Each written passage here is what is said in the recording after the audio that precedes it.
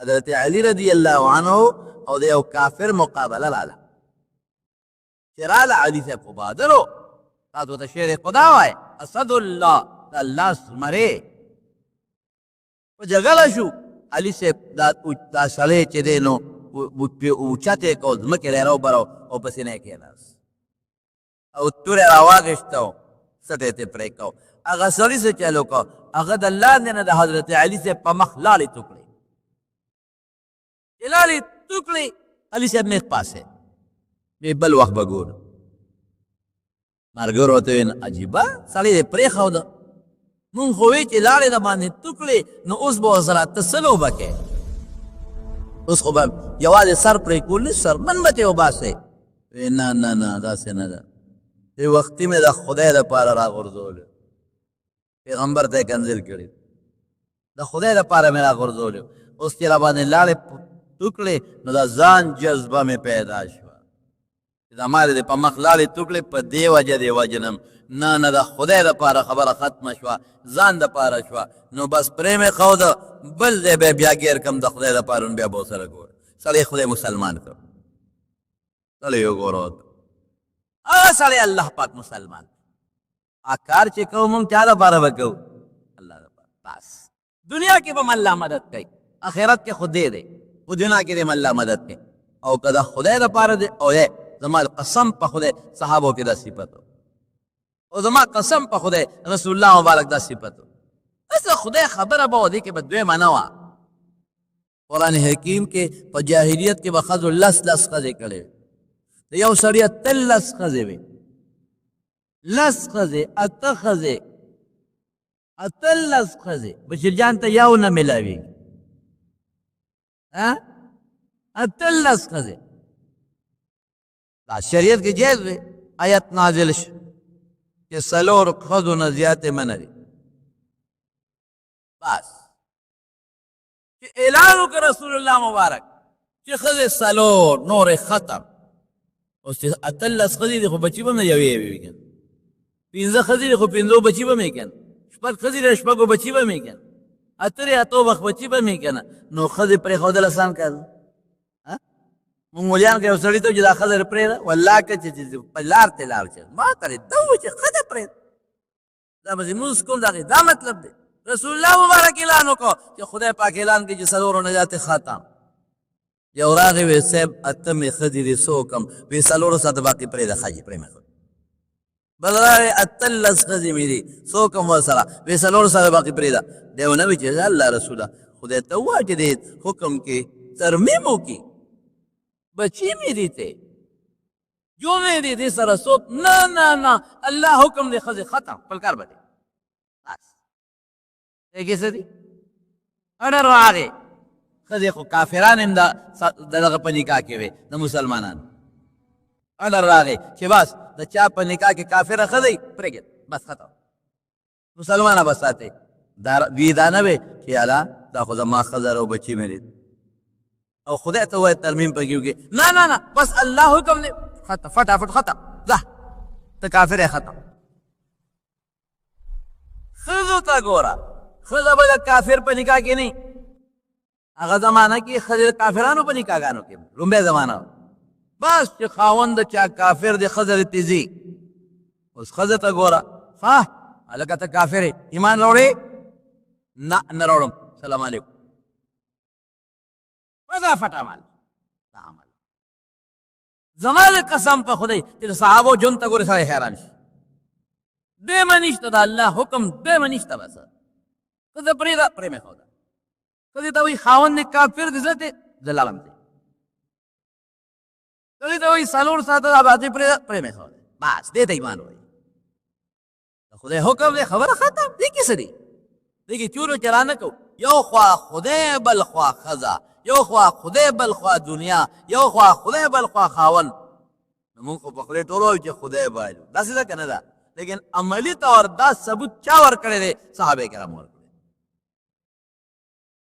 عبدالله ابن ابی په دې منافقانو کې لوی سردار و غټ منافق و غټ منافق د منافقانو سردار و او منافق باغ و چې په خولې به مسلمان و په ظاهر کې او په لکې به کافر و مونږ به کو دلته نبی علیہ السلام سره ورپسې شاته به ولاړو.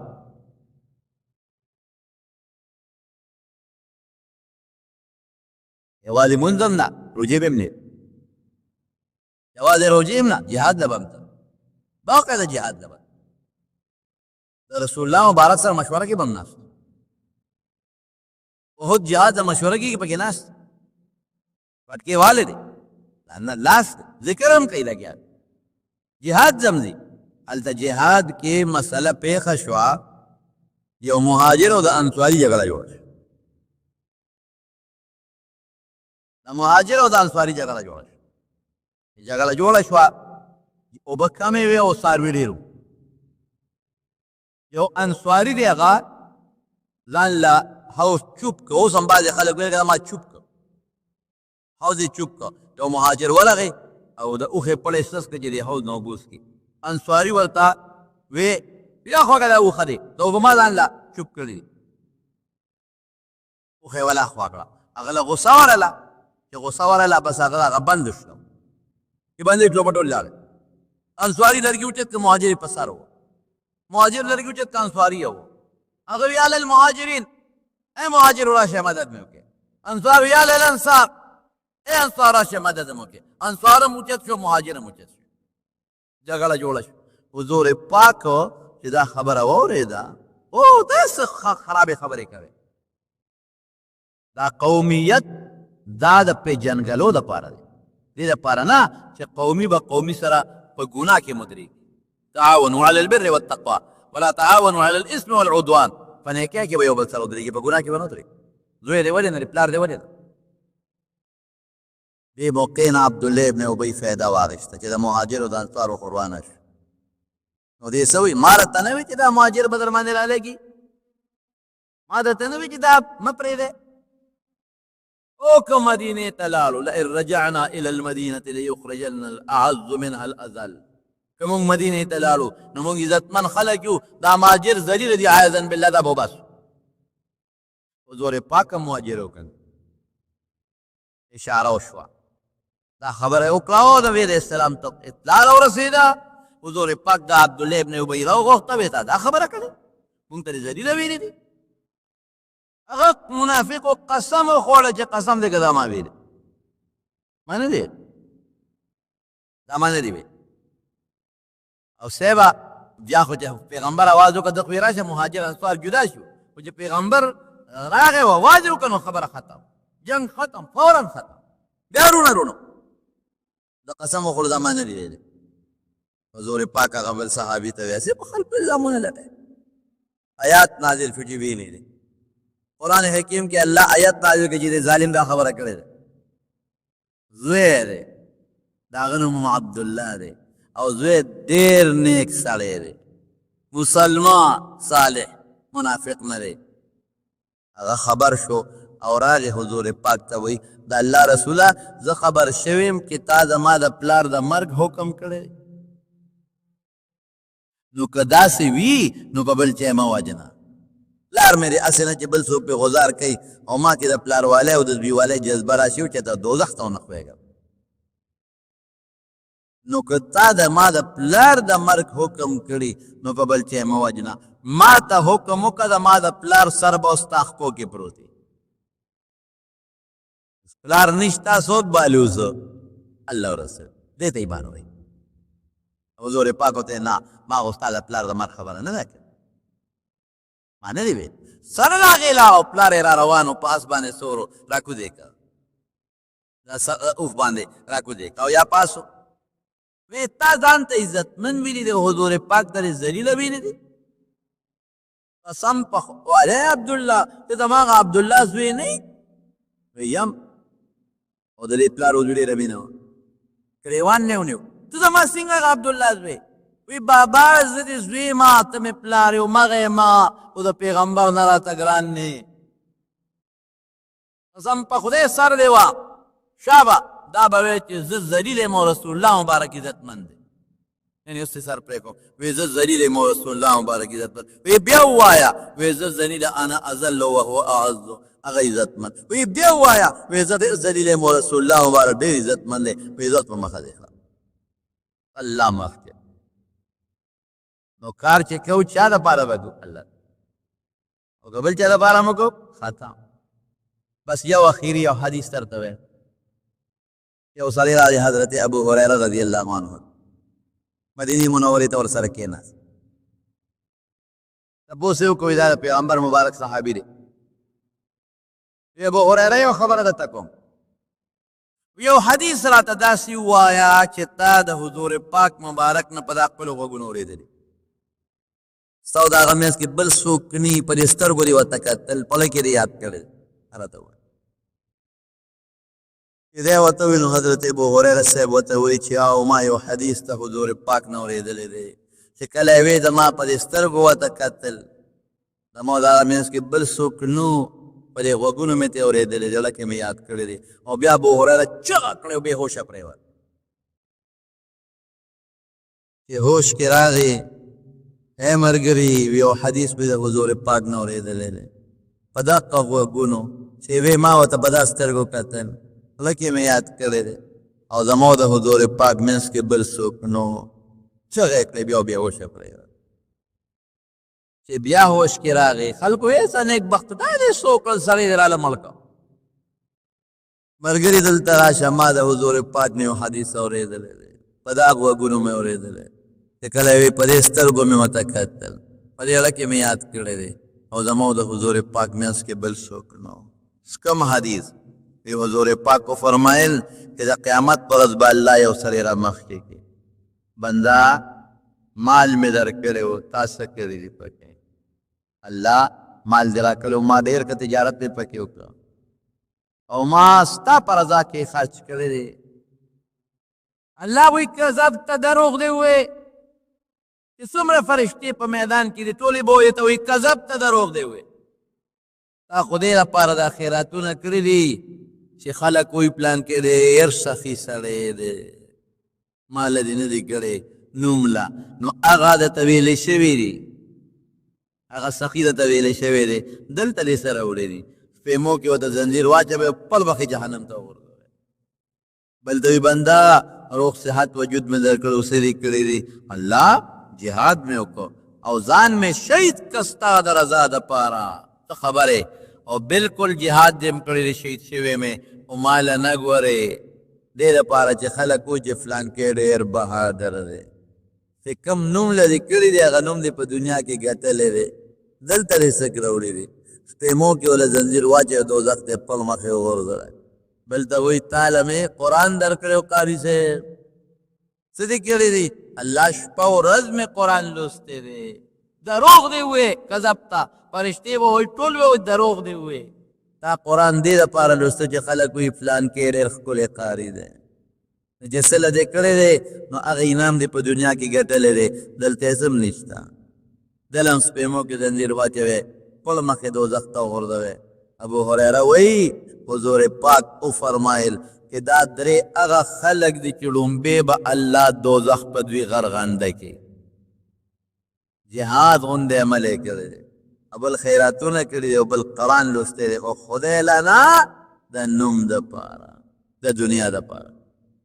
اسم ختم نو کم کار چې کوو چا دپاره به کوو نن سبا ګوره تاسو پوهیږو نن سبا زموږ غټ غټ عبادتونه د دنیا دپاره څنګه پلانکي بیمار دی په خلک وایي لکه پلانکي نه جوړې تپوس یې کوو ولې زما یې کړی اوس پرون زما پلار نه جوړ د هغې تپوس یې کړی چې دی وکړم څه پلانکي او پرون مال هم راغلی و زه م وله ورځم دا اوس د خدای دپاره شو که د دنیا دپاره تاسو وایم دنیا دپاره پلانکي مړ دی او جنازه د 5 بجې ده چې ځو ولې زما پلار له راغلی اوس پرون ما له راغلی اوس زه ولاړېدم نه دا د عدل بدل شو خدای له نه شو هلکه پلانکي مړ دی قبر لی ځو ولې زما قبر له راغلی اوس ٹھیک تا کله به یو مسلمان وزګاري جنازې به لاړ شي کله به نه انسان کله به یو سړی قبر له لاړ شي کله به لاړ نه شي لیکن زمونږ غم خادي دا قبر کنستل دا تپوس پوښتنه دا جنازه دا ډېر بې غټ غټ عبادتونه دي دا موږ نن په عدل بدل دا د خدای دپاره نه دي نو چې کوم کار کوو چا دپاره به کوو بس دا به کوو څوک دا وزګارې د هر مسلمان جنازې له لاړ شه پېژنې او که نه پېژنې د دل راغلی دی کنه اوسګارې د هر مسلمان قبر وکنه وا پوسټ کېږي دله څوک تاله کړی دی کنه دی کړی او چې اوسګارې د هر مسلمان ته پوس پوښتنه وکړه تا کړی دی کنه د خدای لپاره بس نو الکار چې څومره سړی کوي الله لپاره دی نیک سړی عالم سړی صوفي سړی ډېر خیال ساته ډېر قدر کوه ولې د خدای رضا یې پېژنه نور پکې سي بس وګوره چې په کوم ځای زما الله خوشحالي کې جاره کار وکړه ته ګوره الله په دنیا کې مدد کوي او آخرت کې نبی کریم صلی الله علیه وسلم ته اطلاع ملو شوه چې د مکې کافران په ډېر زور او شور در روان دي او په مدینه حمله کوي وجه د یهودیانو شرارتو حیی ابن احتب دا د یهود لوی مشرو د بنو نذیر قبیله یو دیو یو کنانه ابن الربیع دا دواړه لاړل مکې مکرمې ته او د مکې کافرانې د حضور پاک خلاف بل وکړل هغې خواسم پړه کې بغض و حسد و د حیی ابن احتب او کنانه ابن الربیع ورته وویل چې تاسو راځئ تاسو د بهره حمله وکړئ او د دننه نه به در سره زه ملګری شم مسلمانان به ختم کو او بیا دا حیی ابن احتب وګرځېده د مکې نه بهر غطفانیان اوسېدل دا اجرتي قاتلانو تاسو ته ما مخکې ویلي چې د مسلمانانو نه یو ځل په سازش لس کسه بوتل شهیدان یې کړل واقع مې ذکر کړې ده د اویا کسان بوتلل په بیر معونه کې شهیدان کړل اجرتي قاتلانو په پیسو به مړي کول ډاکې به کولې لارې به لوټ کولې او که د چا به هم سړو ته ضرورت و نو دوی له به پیسې ورکړې دا به ورسره اوچت شو حیی ابن احتب لاړه د دې غطفانیانو چې کوم سردار و هغه ته یې وی چې مونږ سره د مسلمان خلاف راپاشه او د خیبر دا د کجورو لوی وطن اوسم دی او هغه زمانه کې مو د خیبر چې څومره کجورې دي نو په کال کې به نیمې کجورې د تاسو له درکو نیمې به زمونږ وي نیمې به ستاسو وي د هغې نه ډېر لوی شی جوړېده هر کال به زه د خیبر نیمې کجورې تاسو له درکوم هغې تیار شو او دا یو سازش وکړو دوی ډېر سازشیانو په مدینه شریفه کې چې اوسېدل نو د پیغمبر علیه السلام پورې به یې خنداګانې کولې یو ځل یو سړی راغی یو یهودي او په پیغمبر علیه السلام یې سلام واچو دوی السلام علیک موږ وایو السلام علیک یا السلام علیکم هغه وی السلام علیک سام هلاکت او مرګ ته وایي بی بی عایشه صدیقه ناسته وه پې پوه شوه او ورته غصه شوه وی علیکم السلام واللعنه وی تاسو باندې د هلاکت یو په تاسو د خدای لعنت نبی علیه السلام بی بی عایشې ته وی علیک بالرفق وی عایشې نرمي کوه سختي مه کوه وی د الله رسوله تا ونه لیدل چې هغې درته څه ووې درته یې وی السلام علیک ته د هلاک شکیری درته وکړه نبی علیه السلام وفرمایل وی تا ونه لیدل چې ما ورته څه ووې ما وی وعلیک یعنی دا تا چې څه ووې دا دې پته یي نو وی د هغې خیرې زما په حق کې نه تبلیږي او زما خیره الله د هغې په حق کې قبلوي خو ظالمان پوهېږي نه نو ګوره دومره حرامیانو چې دا سلام به هم سم نه اچو اوس هم ګورې بعضې خلک دا سلام غلط وي سام لفظ استعمالوي سلام علیک سلام علیک سام هلاکت ته وي مرګ ته وي تباهۍ ته وي نو د پښتنو طریقه دا ده چې ښه مضبوط الفاظو سره وایه السلام علیک السلام علیکم دا سلام اچوه دارنګې خط چې چاته لیږي هم پکې سلام اچوه ډېر خلک عموما د واده خطونه چې لیږي نو السلام علیکم پکې نه وایي او څوک پکې بسم الله هم نه لیکي د خط په اول کې بسم الله الرحمن الرحیم پکې نه لیکي هلکه راولې یاره وایي د دې خط څوک خیال نه ساتي د دې څوک حفاظت نه کوي نه افادت پتا نه دی ته چې خط لیږي مسلمان ته لیږي پوه شو حفاظت یې پوه شه دا تا چې پکې د خدای نوم لیکته چې پکې لاندې لیکي عبدالله د خدای نوم را نه دی ته چې پکې د پیغمبر نوم محمد پکې لاندې راځي د پیغمبر نوم نه دی نو چې بیا د واده نومونه خو لس نومونه پکې لاندې تا لیکلي په هغه لسو نومونو کې چې د چا په نوم کې د خدای نوم راځي د چا په نوم کې د پیغمبر نوم راځي نو بیا دا هم ولیکه که نه ولې چې بې قدري کېږي د بسم الله بې قدري کېږي او ته بسم الله نه لیکې نو ستا په نوم کې د خدای نوم دی الله دی پکې محمد دی پکې نو بیا د دې بې قدري کېږي دا ولې لیکې نو دا هسې فضول خبره ده کلم کې خط چاته لیکې که د وادي مکمل لیکې بسم الله الرحمن الرحیم او بیا السلام علیکم برابر دا د خط آداب دی نبی کریم صلی الله علیه وسلم چې څومره خطونه لیکلي دي ګوره کافرانو ته چې خطونه لیکلي دي بسم الله پکې لیکلي ده دی سوچ نو څه چې د کافر ته د خط لیږم او د بسم الله احترام به نه کوي او د بسم الله ادب به نه ساتي نو چې نبی علیه السلام کافر ته بسم الله لیکلي ده بسم الله الرحمن الرحیم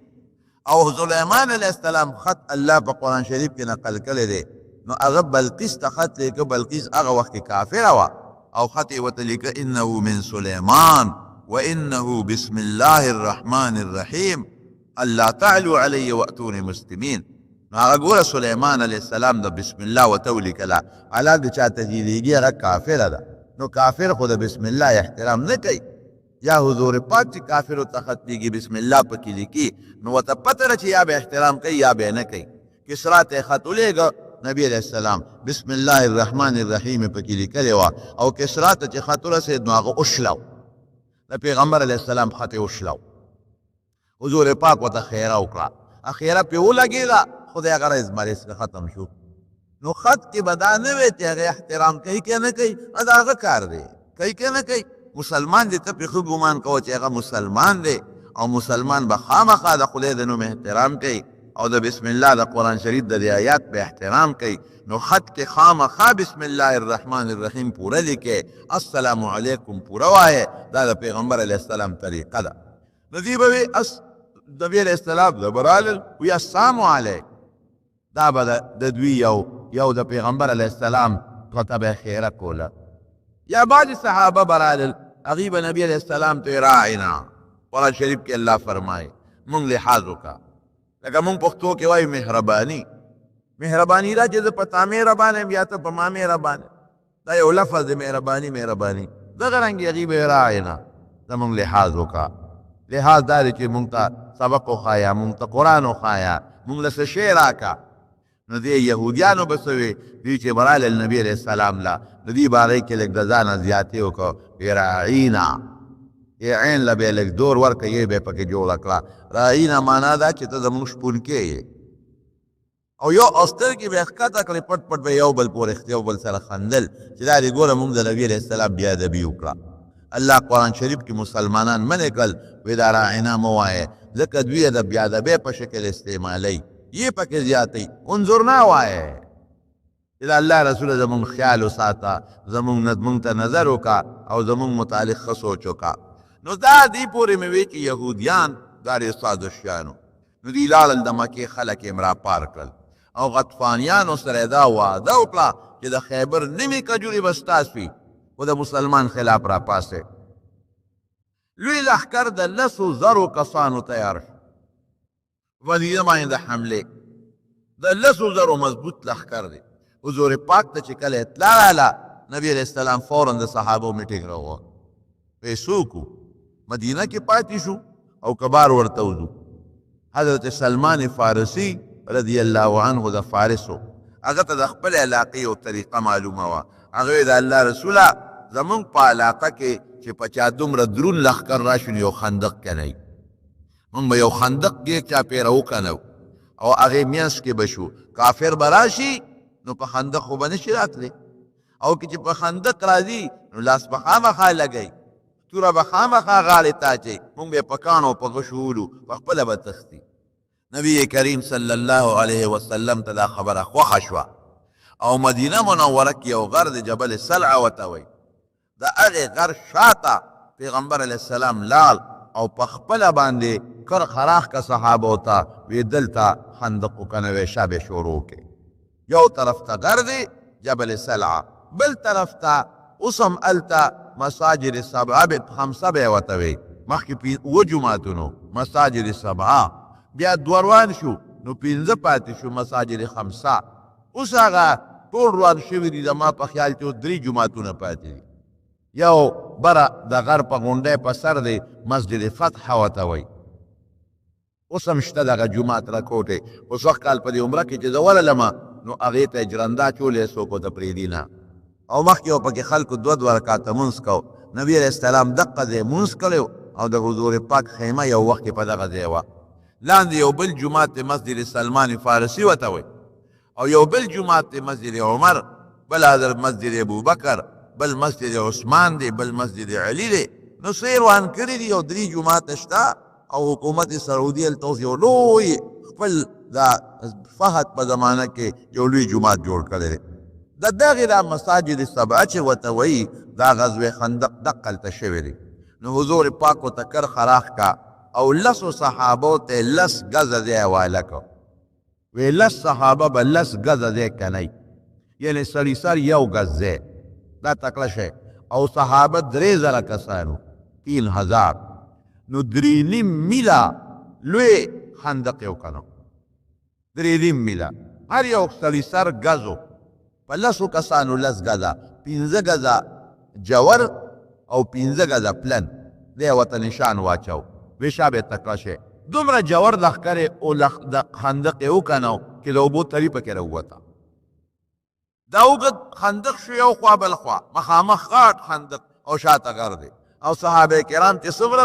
دا په دغه د خندق او د غر په دا منځ کې ریره شو دا خندق په 6 ورځې کې تیار شو 6 ورځې کې دننه او دومره په تکلیف تیار شو د درته نشم ویلی ځکه یخني و په دغه ورځو په مدینه منوره کې انتهایی هوا به لګېده او صحابه وږي مو ډېر زیات نو دې غریبانانو په دې خېټو پورې کاڼې تړلي هر صحابي خېټې پورې د لوږې د لاسه کاڼې تړلي او نبی کریم صلی الله علیه وسلم 2 کاڼې تړلي د لوږې د لاسه حضرت جابر رضی الله عنه وایي چې مې وکتل پیغمبر علیه السلام ته د لوږې آثار مې پکې معلوم کړل وی ټینګ نه شم وی مې چې د الله رسول اجازت راکړې او پورې له کور ته ورځم وی لاړ شه وی چې کور ته لاړم بیبي ته مې بیبي ښځې حضور پاک باندې مې لوږه ولیده قسم په خدای که صبرېدی شم ټینګ نه شو ډېر وږی دی نورو یو کاڼې تړلې دي او حضور پاک 2 کاڼې تړلې دي ته خوراک څه شته که نشته وی ښځې راته وی چې دغه وړه شیلوکۍ د کور کې ولاړه ده د کورنۍ ساتلې چیلوکۍ ده وړه غوندې پوټینۍ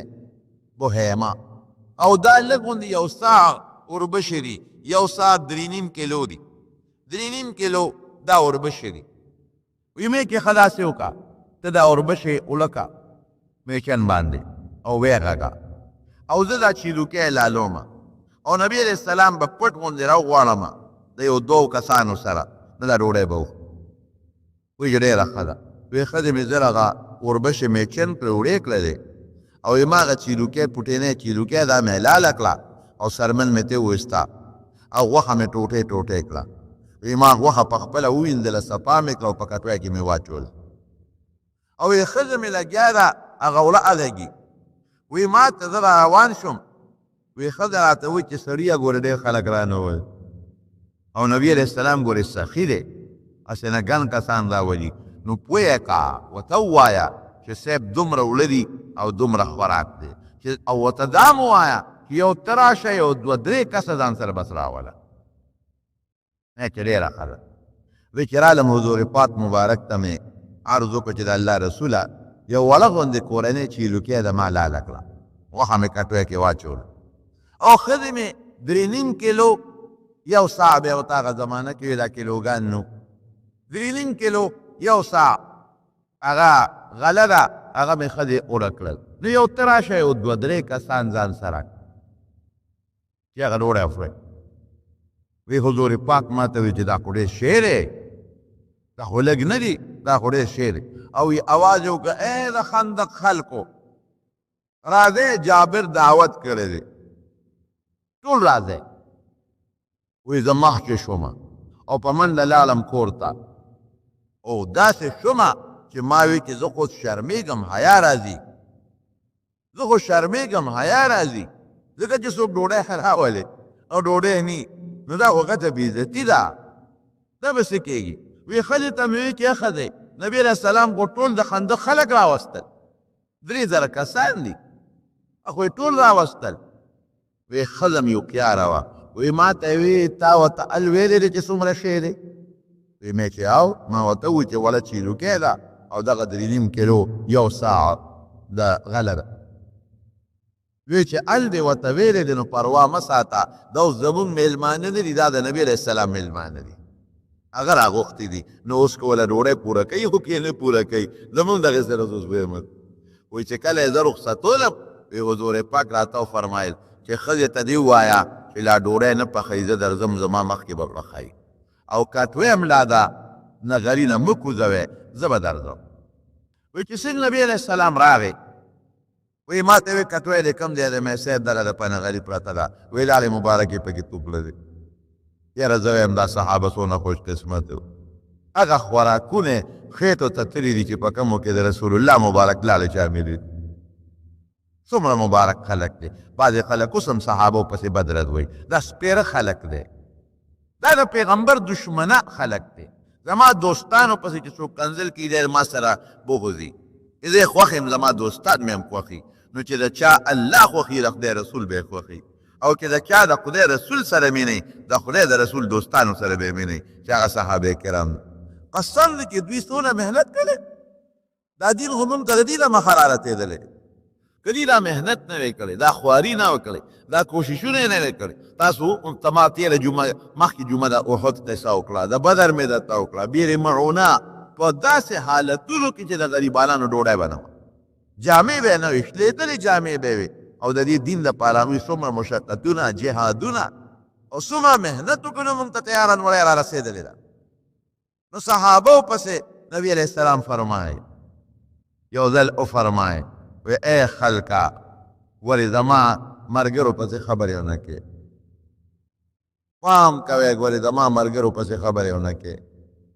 زما ملګرې د هغې نه د غشو ټاکې مه جوړوئ لکه په غشي چې تاسو هدفونه ولئ پام کوئ زما ملګرو پسې خبرې ونه کې او بیا فرمایي الله الله فی اصحابي اوهو صح جمله الله الله د خدای نه ویریږئ د خدای نه ویریږئ زما د صحابو په حق کې بدرد مه وایئ او بیا څه وایي د غشو ټاکې لا تتخذوا د غشو هدفونو ټاکې ته مه جوړوئ او بیا وایي فلو ان احدکم انفق مثل احد ذهبا ما بلغ مد احدهم وی که تاسو کې یو کس د احد د غر عمره سره در خیرات کي د احد غر 3.5 میله کې غټ غر دی د احد د غر عمره سره در څوک خیرات کي د صحابي د چټاکې خیرات تم نه رسي زما ملګرو ته ولې کنځلې کوئ او بل حدیث کې راځي وی زما ملګرو سره چې چا مینه وکړه وی زما د وجې ورسره مینه وکړه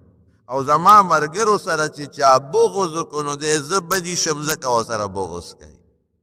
نو سپېره سړی دی هغه څوک چې د پیغمبر په صحابو پسې لګیا دي او د حضور پاک ملګرو پسې بدرد وایي جناب نو ګوره د حضور پاک لارې خوړلې دي لارې مبارکې په هغه کټوۍ کې څوکړه دی او په هغه وړو کې هم لارې مبارکې څوکړه دی او بیا هغه جابر ته وایي وی ښځې ته دې ووایه چې ځان له بله ملګرې راوغواړئ چې ډوډۍ ورسره پخې کړي خو 3.5 کیلو خو یوه ښځه هم پخولی شي وی نه ښځې ته دې ووایه وی بس بله ښځه وله راله راوغوښتله او شروع یې وکړله وی حضور پاک به ډوډۍ راغشتې او یو غټ لوښي ومونږ کره او په هغې کې به یې پخپله چورې کولې او کټوۍ ته به یې کاسه دننه کوله او په هغې کې به یې غوښه هم راغشته او ښوروا به هم راغشته او هغه به یې په هغه ډوډۍ د پاسه اچوله او پخوا عربو سره به غټ غټ لوښي و 10 او 20 او 30 کسان به پکې ناستېدل لکه زمونږ په دې وطن کې دا وریجو سره چې هغه غټه وریجو دیګ پکې راغی هغه غټ د اوسپنې شوي وي داسې غټ غټ پینې به وي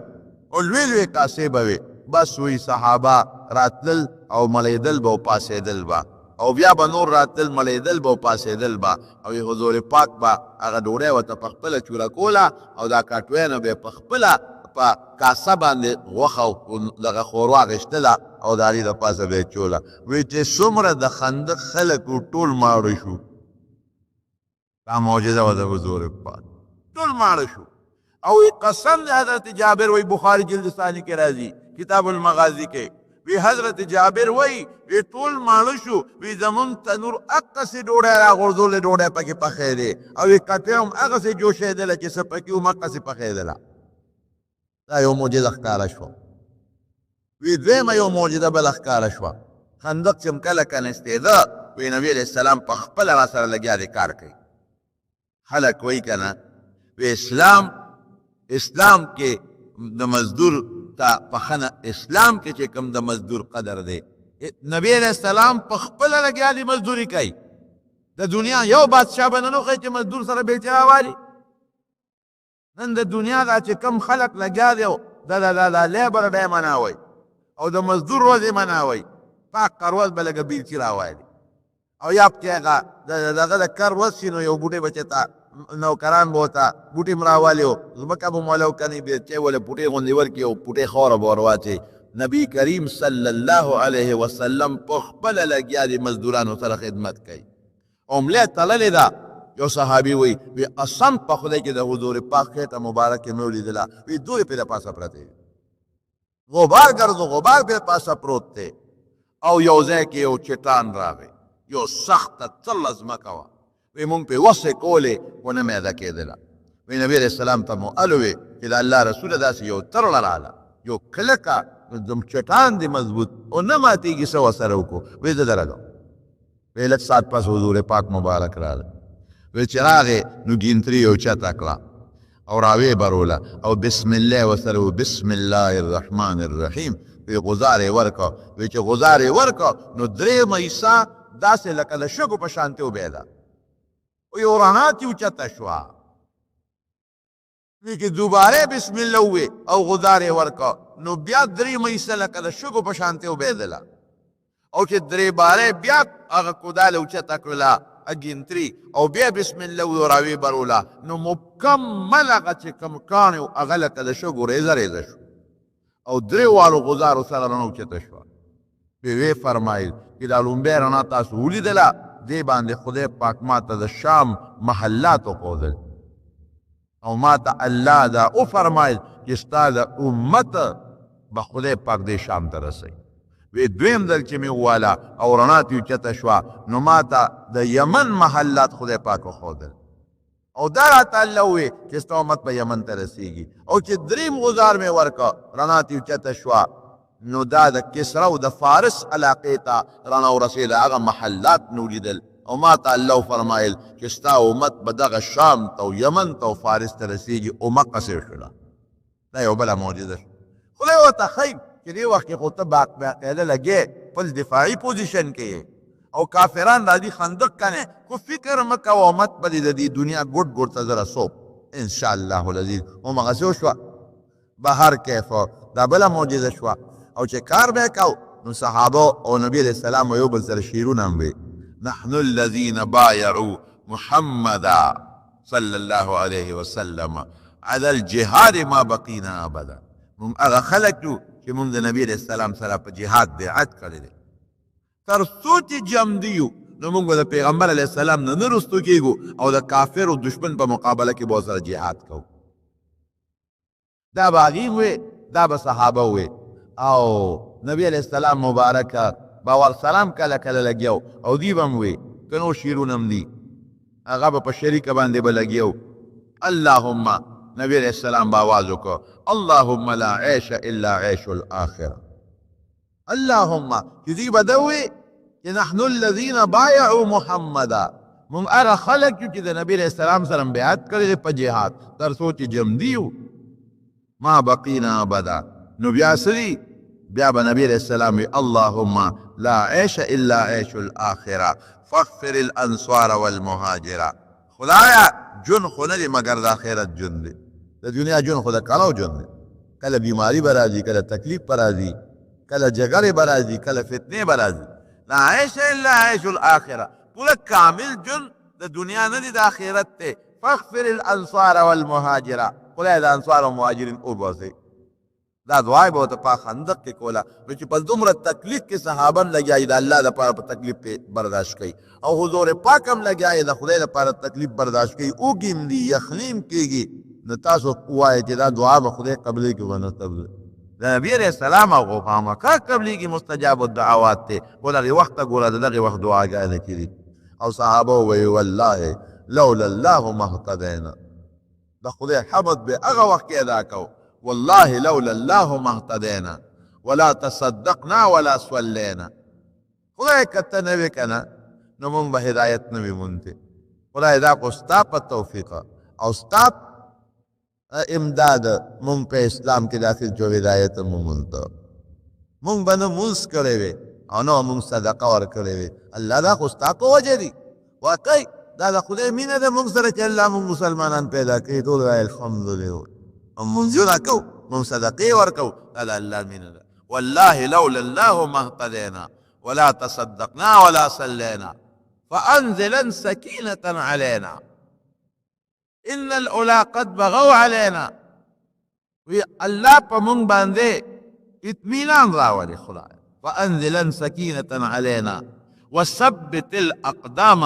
الا قینا. خدای که مونږ او دشمن یو بل سره مخامخ شو، خدای قدمونه کلک کا. ان الاولا قد بغوا علینا، دې کافرانو په مونږ زیاتې کړې دي، په مونږ ظلم کوي. چې هغه مکې نه د مونږ خلاف لښکرې جوړې کړې دي، د ټولو کافرانو لښکرې غونډې کړې او په مونږ حمله کوي.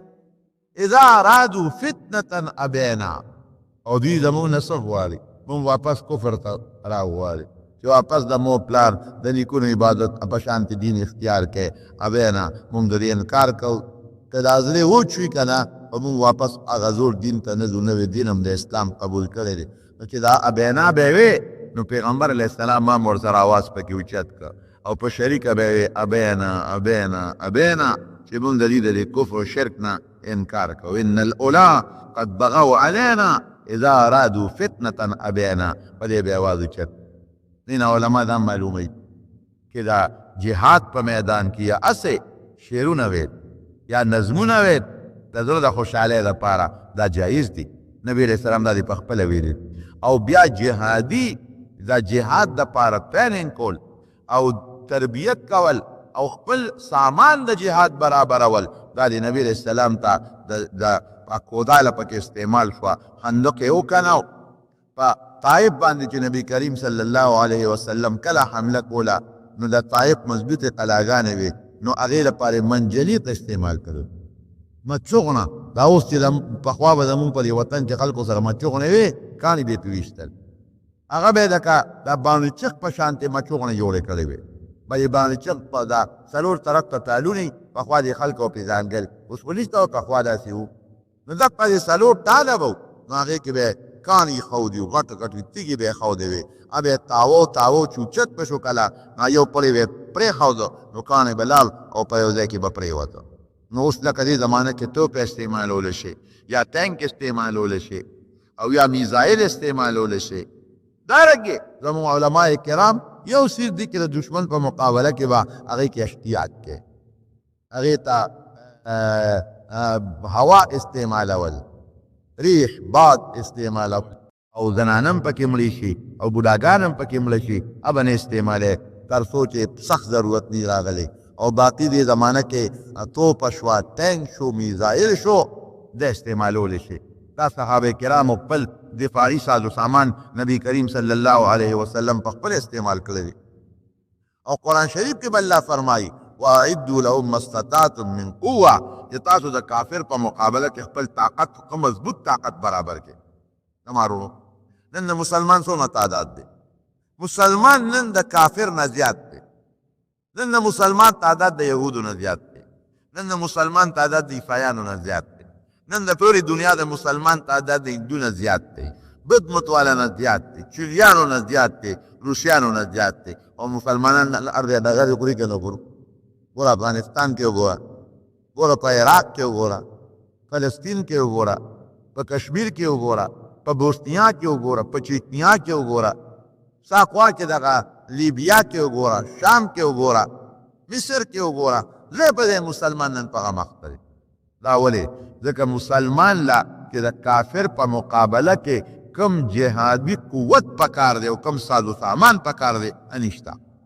نن کا د دشمن لګیا دی او د مسلمان خلاف نن بدماشي شروع کړې ده. ولې؟ هغه سره جنگي ساز و سامان شته او تا سره نشته. ایمان تا سره دی خو جنگي ساز و سامان کوم چې قرآن 1400 کاله مخکې ویلي دي چې دا تاسو خپل جنگي ساز و سامان برابر کې. نو زمون چې کوم مالدار مسلمانان دي او مالدار ملکونه دي په عیاشو کې پراته دي، صرف په تعیش کې پراته دي. دا ډو سوچ یې نشته چې زما یو دشمن شته، یو کافر زما شته، او په مختلفو طریقو راځي او په ما باندې حملې کوي او زما مسلمان په مختلفو طریقو بربادوي. ماشومان یې بړه کړل، زنانې کونډې کړلې، د وینو سیلابونه یې توی کړله. په دې سوچ دي چې کله مسلمان مونږ ختم تو او مسلمان له چې کوم قوت او کوم طاقت پکار دی ته د مسلمان توجه نشته. دا د مثال شو که نه؟ خندق نبی علیه السلام کنولې دي، مچوغې او منجنیقونه د تایید دپاره استعمال شوي دي. او قرآن حکیم کې الله وایي چې د دشمن په مقابله کې تاسو خپل ښه مضبوط طاقت او خپل اسباب او جنگي ساز و سامان هغه برابر کړئ. بهر کې په دا خندق په تیار شو او برابر شو.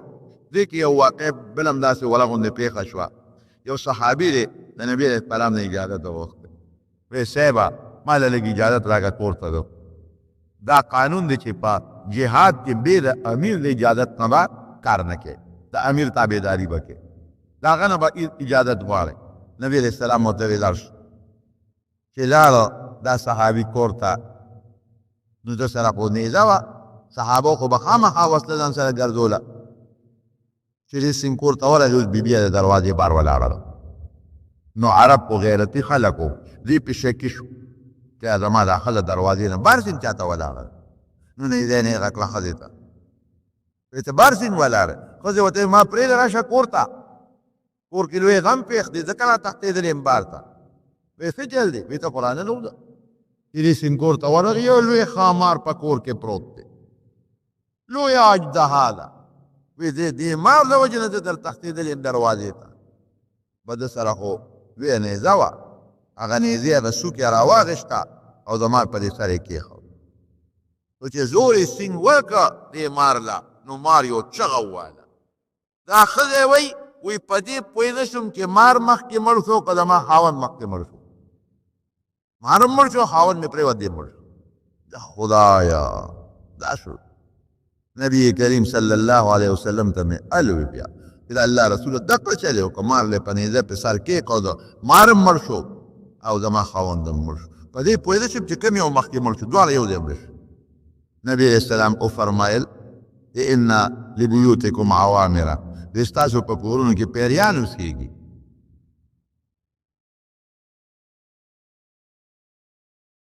ستاسو کورونو کې پیریان اوسېږي. او مدینه منوره کې ګورې پیریان ډېر دي، هر قسمه پیریان پکې شته، مسلمانان هم پکې شته، د نبي علیه السلام نه دین زده کوي، او کافران هم پکې شته. لکه څنګه چې مدینه منوره کې منافقین دي او یهودیان دي، دارنګې په دې کافرو په دې پیریانو کې هم شته. مسلمانان پکې شته، انګریزان پکې شته، یهودیان پکې شته، مشرکان پکې شته، هندوان پکې دي، قسم قسم. نو چې تاسو کلم کور ته دننه کېږئ او مار هم پکې ولیده، تحریج پې وکړئ. تحریج څه معنا؟ داسې ورته وایه یحرج علیکن ان تخرجن من بیتک، تاسو زما د کور وځئ، دا ورته ووایه. یا د نوح علیه السلام او د سلیمان علیه السلام عهد ورته پیش کړئ، اسألکن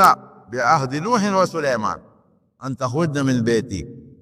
یا پښتو کې داسې ورته ووایه چې د نوح علیه السلام او د سلیمان علیه السلام عهد درته مخکې کو، زما د کور وځئ،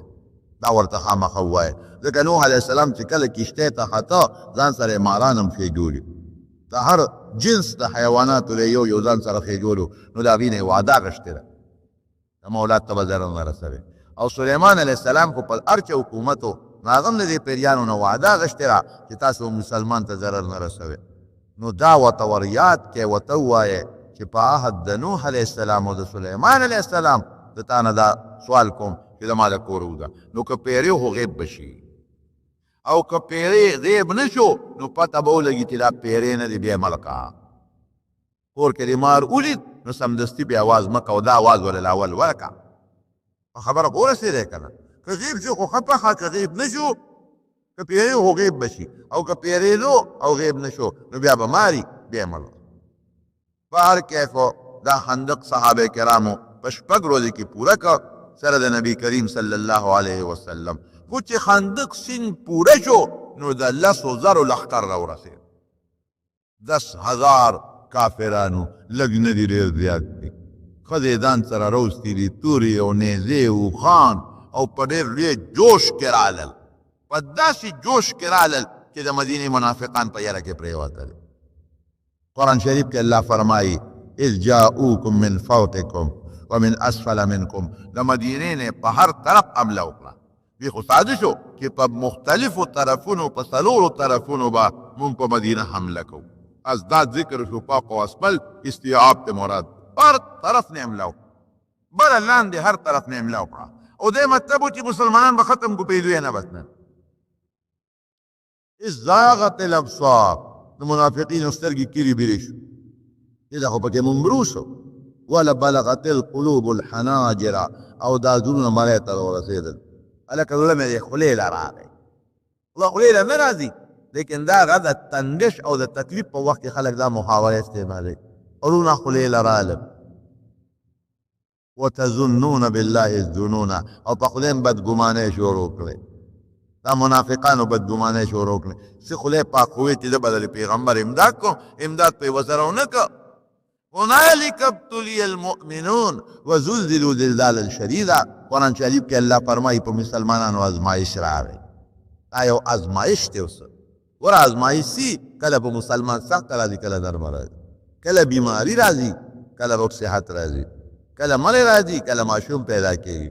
دا ټول ازمایشونه دي کله چې په خوشحالۍ کې د خدای حمد ادا کوې او که نه ادا کوې، او که تکلیف او غم دله راغی نو ته په هغې کې خدای یادې او که نه یادې. غم او تکلیف کې به هم خدای نه یادې، او په خوشحالۍ کې به هم خدای یادې. او چې کوم مسلمانانو کامل هغې وي هذا ما وعدنا الله، دا وي هغه دی چې موږ سره خدای او رسول وعده کړی و. وصدق الله ورسوله، او خدای او رسول رښتیا ویلي دي، هغې باندې هلو غبراهټ نو. وما زادهم الا ایمانا و تسلیما، د هغې ایمان نورم مضبوط شو، د پیغمبر علیه السلام تابعداري د هغې نورم کلکه شو. رالل کافران د احد خوا کې خیمې خښې کړې، او په دې شوق چې په مدینه د هر طرف نه حمله ده، او نن به موږ مسلمان ختمو. او که رالل خندق یې ولید، حق بک حیران شو. اوهو داسې دي مسلمانان خو په مدینه کې نشته، هغې خو د خندق او د غر په میغز کې ډېره دي. خو یو طرف ته غر دی، په هغې نه شو راختی، بل طرف ته خندق دی. بس څه کوو؟ بس دقسې به راتلل او د خندق په خوا کې په پدیره کېدل، د خندق نه خو راپورې وتې نه شو. 15 ګزه پلن او 15 ګزه جو خندق دی. اوس به څه کېږي؟ ولې چې په خندق راځي او کولیږي، په مسلمان ورته ولاړ دی، هغې یې په کاڼي له په لاسه ولي. او که خندق له راځي او راکولیږي او راخېږي نو مسلمان ولاړ دی، غشې ورسره دی، په دا غشې یې ولي. سیبه شل ورځې یا یو میاشت دا کافران دقلته دیرو، او په دې سوچ کې دي چې موږ څنګه مسلمان ختم کړو. هغه حیی ابن اخطب چې کوم د بنو نذیر سردار و یهودي، هغه لاړ د بنو قریظه و یهودو پسې. د بنو قریظه یهودیان په مدینه کې اوسېدل، هغې ته ویره دی د مسلمان خلاف. د بنو قریظه و چې کوم مشر و کعب ابن اسد، هغه چې ده ته وکتل، حیی ابن اخطب ته دروازې ورته بنده کړه. حیی ابن اخطب ورغې، دروازې ورته ووهله، ای کعبه د دنیا کافر مې رابون کړي دی او نن مسلمان ختمو. روزه هغه کعب ابن اسد یهودي ورته وی حیی ته، وی زه سپېره، وی دا مخ دې د سپېرو دی، او یې خیر دی نه دی او شر دی راله راوړی دی. هغه وی خیر مې راوړی دی، نن به مسلمان ختمو، پرېږدو یې نه. د دنیا دشمن مې غطوانیان او د مکې خلک ټول راغونډ کړي. کعب ابن اسد ورته وی قسم په خدای چې ما د پیغمبر علیه السلام سره وعده کړې، او ما په وعده کې ډېر باوفا مونتی دی، او ما ډېر رښتونی مونتی دی. د خدای روی ونیسه او ځه مونږ په ارام پرېږده. خیر دی ورته لګیا او هغې مجبور چې را مجبور یې که نو بنو قریظه او یهودیانو خپل عهد مات که راووتل. نبي علیه السلام ته چا وایي چې د بنو قریظه او یهودیان مې ملګري شو، ځکه د بار نه دشمن دا چې د تورنګو خپل خلک هم ملګري شي. نو نبي هم ډېر خفه شو. نو درې صحابه یې ولېږل چې تاسو لاړ شئ سعد بن معاذ رضی الله عنه او سعد بن عباده رضی الله عنه او عبد الله بن رواحه رضی الله عنه، وی د دې خبرې ما تحقیق وکړ ځکه چې د بنو قریظه سره زموږ معاهده ده، نو چې رښتیا وي معاهده ماته کړې ده او که نه. دا درې واړه لاړل. حضور پاک ورته وی چې واپس راشئ د خلکو مخکې به ماته نه وایې. اصلي دا مسلمانان غریبانان ونه لقي ونه یری چې د بار نه م راغلی او د کلي نه م زمونږ خلاف لښکر تیار شو. دوی کې درې واړه لاړل واپس رالل. نو حضور پاک ته پټ الوي په اشارو یې ورته وویل وی صاحب خپله واده ماته کړې ده، ما دا عهدي کړې ده د بنو قریظه یهودیان او هغې د کافرو ملګري شو. ډېر زیات نبي علیه السلام خفه شو. په دې هم خفه شو چې دا یهودیان ولې زما خلاف دونه سازشونه کوي، څه چل شوی؟ ما سره کوم لیکل کړي دي، وعده یې را سره کړې ده، څه لاړل را باندې لښکرې را واچولې او سره د مدینې دي دا چې دي نو دوی دننه راووتل. دا اوس څه کېږي خدا؟ ډېر پیغمبر علیه السلام پریشانه او یو داسې مضبوط جنګ وشو، داسې مضبوط چې نبي علیه السلام د ماسپښین لمونځ هم ونه کړ، د مازدیګر یې ونه کړ، د ماښام یې ونه کړ، د ماسخوتن هم ډېر وخت تېر دی. حضرت عمر فاروق رضی الله عنه راغی نبي علیه السلام ته ویل صاحب ما خو مونځ نه دی کړی. وی والله ان صلیت، ما هم نه دی کړی، قسم دې که ما هم کړی. وی وی چې دا مونځ وکړو. نو پیغمبر علیه السلام په دغه وخت ډېره سخته خیره ورته وکړه. وی یا الله د کافرو کورونه او قبرونه د اور نه ډک کړي، خدایه د کافرو کورونه او قبرونه د اور نه ډک کړي. مونږ خو یې د مانځه نه منې کړو، خصوصا د مازدیګر لمونځ یې را باندې قضا کړو. مازدیګر مونږ ډېر اهمیت لري. نو بیا اول د ماسپښین لمونځ وکړو قضا، بیا د مازدیګر لمونځ قضا وکړو، بیا د ماښام لمونځ قضا وکړو او بیا د ماسخوتن لمونځ قضا وکړو. یو کافرو عمرو بن عبد هغه راغی او هغه په څه طریقه یو ځای کې دا خندق لږ تنګ و، نو اسې روز غلی و په خندق را پورې وت او چې را پورې وت نو اعلان یې وکړ مقابلې ته راشي. حضرت علي رضی الله عنه میدان ته ورغی، ورته ویې څوک یې؟ وی زه علي. وی نه ستا مرګ زه نه خوښوم، ته کشر یې، څوک مشر را میدان ته کا. علي صاحب ورته وی زه دې مرګ خوښوم، زه کشر یم خو زه دې مرګ خوښوم. نو دا عبد عمر دی ورته د اسنه د عمرو بن عبد د اسنه ورته کوز شو. چې کوز شو کوزېدو سره دا ډېر بدماش و، کوزېدو سره په حضرت علي ګزار و په توره. علي صاحب سره بال و ځان یې بچ که سر یې لږ زخمي شو او نور بچ شو. خو چې څنګه ده ګزار وکړه او علي صاحب بیا توره اوچته کړه او ګزار یې داسې مضبوط ورکړه چې هغه د اوسپنې زغره اچولې وه، ځان یې مکمل په اوسپنه کې پټ کړو. خو حضرت علي صاحب داسې مضبوط ګزار ورکړه چې توره یې د هغه اوسپنې نه م ووته او ده نه م ووته، مردار شو. خدای مردار. یو بل کافر نوفل ابن عمیر، نوفل ابن عبدالله، نوفل ابن عبدالله هغه را منډه کړې. هغه وی زه به نن ځم او د مسلمانانو د پیغمبر به نن وژنم، پرېږدم یې نه. لکه دومره لوی خندق چې دی، وی زما داسې اس دی چې د خندق نه پورې غاړه توپ والی شي. توره یې لاس کې واخېسته او بعیني چې کوم ځای کې حضور پاک ولاړ و په دقه ځای په خندق راغی او چې څنګه یې اس راوځغلو چې دا به د خندق نه ټوپ کړي زما اس او نیغ به په پیغمبر علیه السلام په توره غزار کوم. خو چې څنګه یې اس له پوپ ورکړه نو اس یې په خندق کې لاندې پرېوته سره د ده او دا سپ یې مات شو، مردار شو. چې مردار شو کافر وی 10,000 درهم به درکو او د دې نوفل دا لاش راله راکړې، 10,000 درهم درکو دا لاش یې راکړې. نبي علیه السلام وی د مردارې نه زه لاش علم او نه مې دا مرداره او نه پیسې لر او نه مې دا مرداره په کار ده. صحابو ته یې به عقل ورته ورغورځوي. د څوک وایي چې 10,000 درهم خدای شی د جنګ سامان به پرې والي. حضور پاک وی نه په دې پلیت وجود د کافر نه پیسې غواړم، نه مې دا پلیت وجود په کار دی. ای روکېږه دغسې وله ورکړي. داسې لږ غوندې منډې تړلې شوې. یو صحابي دی نعیم ابن مسعود غطفاني، نبي علیه السلام له راغی وی صاحب وی زما قوم غطفانیان په دې کې پراته دي او هغوی ته زما د اسلام پته نه لګي چې مسلمان دی، نو که اجازت راکړې زه ورځم چې د خپل قوم لږ وشړم، پوه یې کړم. نبي اسلام ویل ډېره ښه ده، زه ورځه الله دې حفاظت وکړه. دې په خندق ورپوی وه او دې غطفانیانو ته یې ما پېژنې لکه ته کوم ځای وې؟ هغوی ته پته نه وه چې دې مسلمان شوی دی او مدینې ته تللی دی. ته کوم ځای وې؟ دا دې له خواله رالم که حضور پاک ته یې وګورې لږ دروغ خو پکې ویم، نو جنګ کې دروغ ویلی شي، ووایه پکې اجازت دی. ورته یې ویل زه ستاسو ملګری یم که چې داسې کار دی چې د مکې او د مدینې د خلکو خو خپله دښمني ده.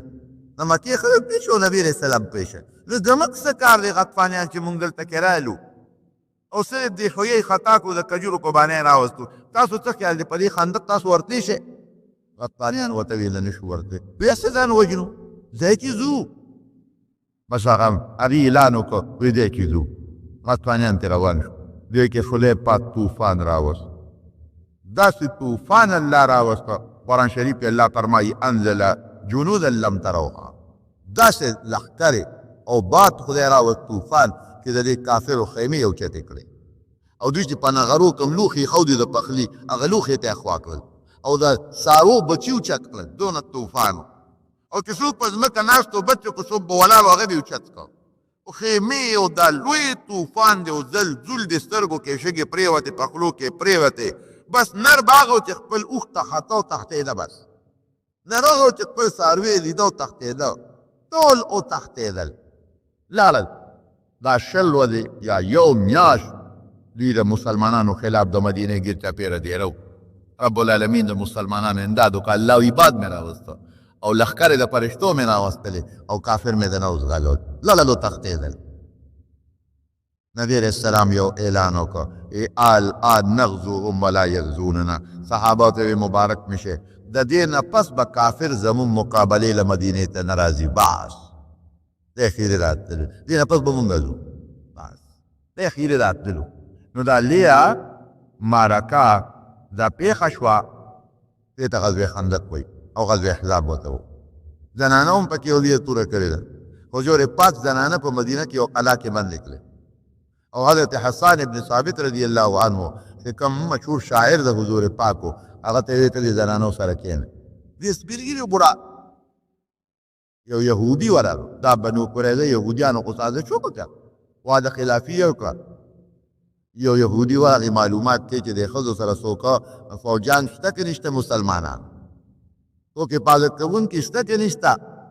حضرت صفیه رضی الله تعالی عنها یهودي صحیح کړ. حضرت حسان ابن ثابت ته وی صفیه د حضور پاک ترور وه، د پلار ګورې وه. حضرت حسان ته ورشه او پر یهودي غزار وکړه، وی په څه پې وکړم ما سره څه دي؟ وی د خیمې د لرګي والا او په سر یې ووه. حضرت حسان وی زه سپین ږیری یم د غزار کولی شم؟ زه خو نه شم کولی. وی ښه. بس ورغله حضرت صفیه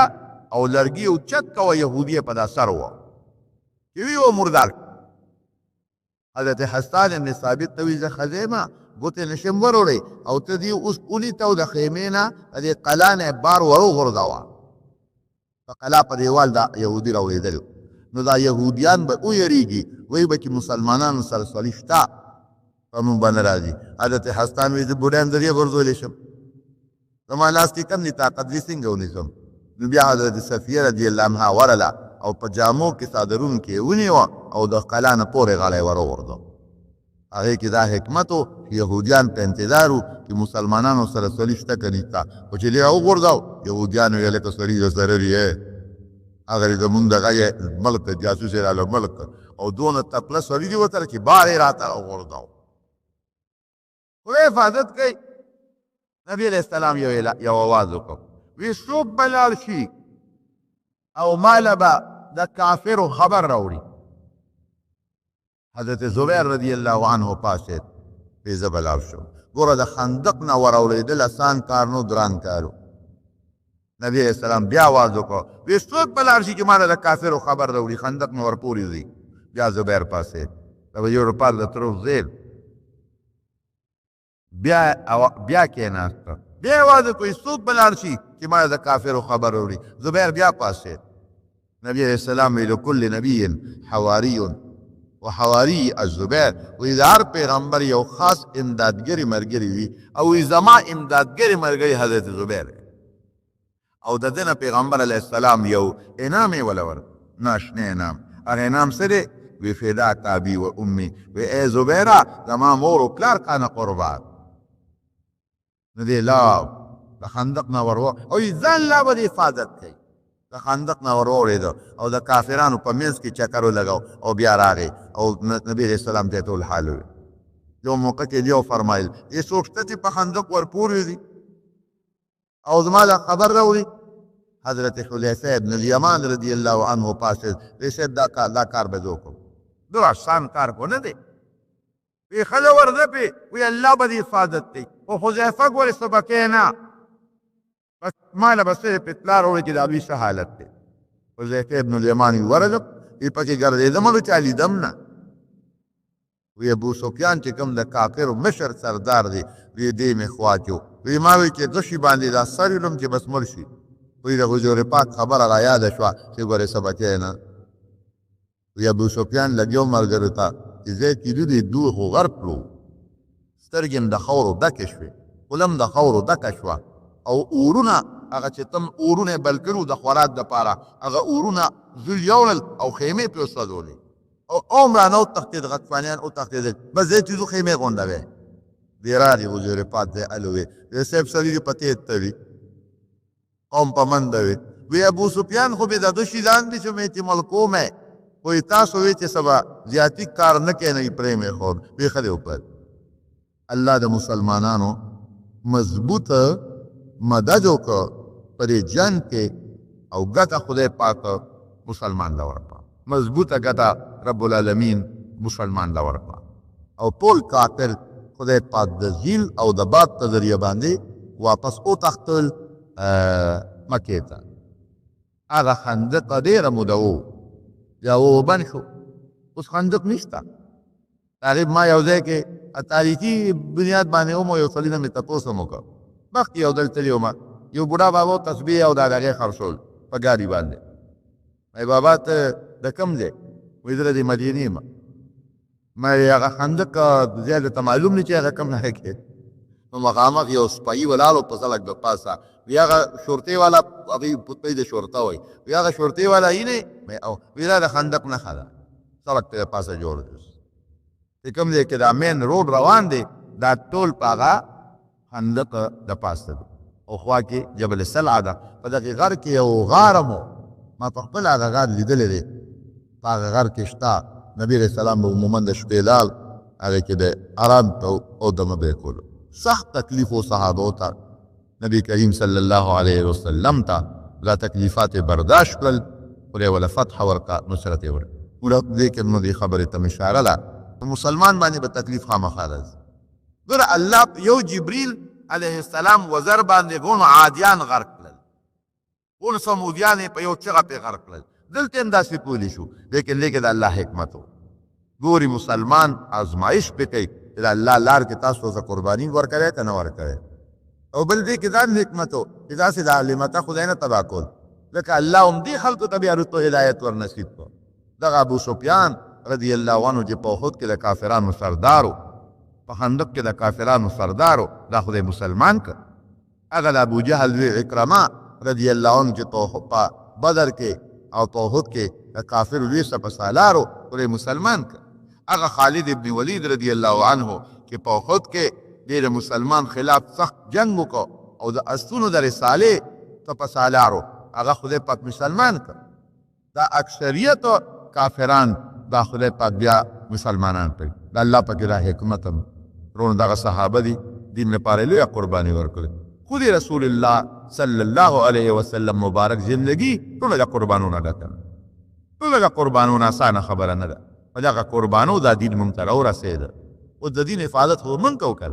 بس نبی علیه السلام مبارک خپله ډیوټي پوره کړې ده صحابه خپله ډیوټي پوره کړې ده اوس دا دین دا به موږ محفوظ ساتو دا دین به امت ته موږ رسو د دې دین آبیاري په موږ باندې ده او دا دین امت ته دعوت او تبلیغ او دین رسول د دې دین دفاع کول دا زموږ ذمه داري ده دا به اوس موږ وکړو رب العالمین دې دغه زور پاک لرو د دین او د شی دین ټول امت ته ورسوي او الله دې زمونږ نه راضي شي. خدای پاک دې د مسلمانانو اتفاق نصیب کړي. څومره کافران چې نن د مسلمان خلاف برسرې پیکار دي، رب ذوالجلال دې ذلیل او رسوا کړي.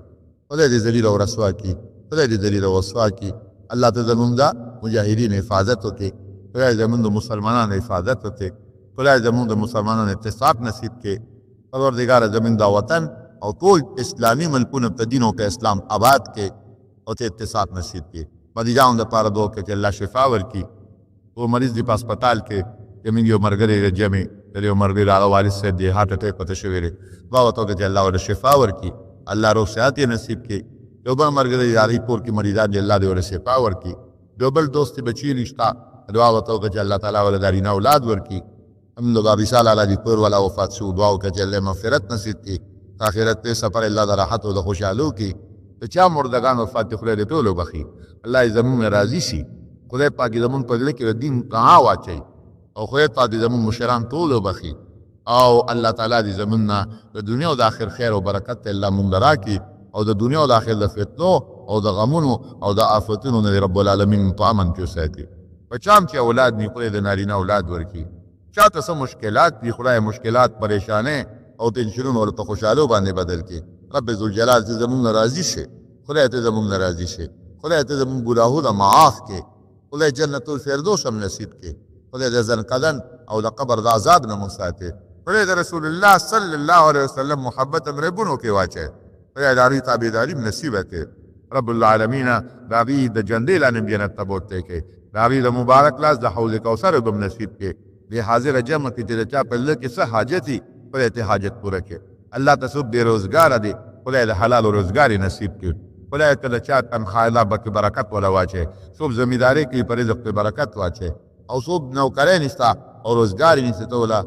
ښه روزګار ورکړي پروردګاره. ته زمونږ نه راضي شي. وصلی الله تعالی علی خیر خلقه محمد و آله